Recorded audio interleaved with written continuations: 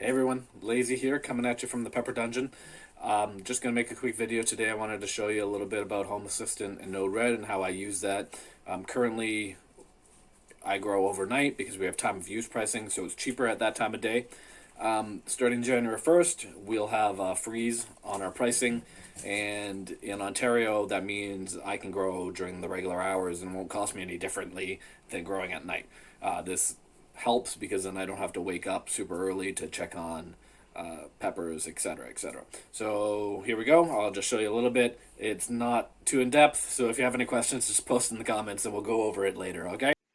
All right, so you can see here I'm in Home Assistant and I am in my Node-RED setup. So we're just going to take a look. And as you can see, I've got my setup and it's off for another hour and 46 minutes. So we're going to go ahead and create this new flow to reflect our new time of use pricing in January 31st for 28 days. Um, for those of you that don't know time of use, it costs a certain amount during certain parts of the day to run it. So right now we've been running our grow setup overnight to save on electricity costs, but we're going to change that and go ahead and make it run during the day during those 28 days. So now the setup is what I'm doing. It's not to say it's the correct or the best way to do it. Others have way more complex grows and setups within Home Assistant, and there are other ways to facilitate this, and that's cool. Feel free to comment or send me a message, and I can always do a different video and chat about that as well. So we're gonna go ahead and create a new flow right at the top here. So we're gonna add the flow. We're gonna drag it all the way to the front, just so it's near our grow tent TOU. Okay. So we'll just go ahead and we're gonna double click and we're gonna rename this to reflect grow tent non-TOU. Okay. So we're going to go back into our current one, and we're just going to copy everything. I just selected it, Control C, and then we're just going to paste it all in. Okay. So we see the first node here, big timer. We're going to rename this, and as you can see, the on time and the off times currently. Okay, so we're going to name this, we're going to call it grow tent mains, and we're going to actually change this. So we're going to change this to 5 a.m. It's going to start, and while I'm in here, I can show you the bottom. There's a whole bunch of different options if you want to do based on sunrise, sunset. So as you get closer to the grow season outdoors, you can adjust things indoors so that they're growing at the same time as outdoors. So we're going to go ahead, we're going to hit 5 a.m. and we're going to stop this after 16 hours.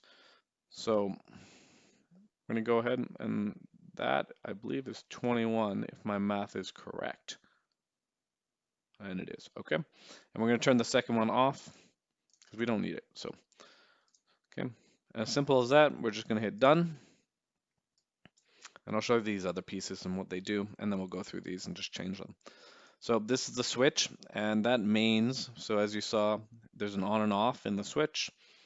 There's grow tent mains. This on time outputs a message payload that says on, and an off time sends the message payload for off. Okay. So what then happens is it comes into here, and the switch says, well, am I on or am I off? And then we're going to check the status. So if we've gone and manually turned on the grow tent lights, it's going to check that and it's going to say, is it on? If it is, it's going to do nothing. If it's not, it's going to turn the light on. And the same thing here. It's going to check if it's on when it's told to turn off, and then it's going to turn off. Okay. So in here we have the grow tent humidity sensor. It'll check that every 30 minutes, and this only runs when the mains are on. And after that, it will turn it either on or off based on our output here. So we have this currently set to 25.5. If it's more than that, it will turn on. And if it is less than that, it will turn off. We're actually going to change this to 24. We want to keep it more in line here because we're going to be growing during the day, so we have more heat on, and we might not need it as much. Okay, we're going to do the same thing with the mini greenhouse. Now this one we can actually run longer because it has less electricity running in it, so or less sorry, less lights running in it. So we're gonna run it a full 16 hours or 18 hours, and then we're gonna turn this off. And as you can see, I have a latitude and longitude in here. That's my location, um, approximately. It's not exact. I have it set off a little bit. So, and we're going to do the same thing here. You go on at 5 and then off at 21, 23. Sorry, I'm bumbling through this for you, but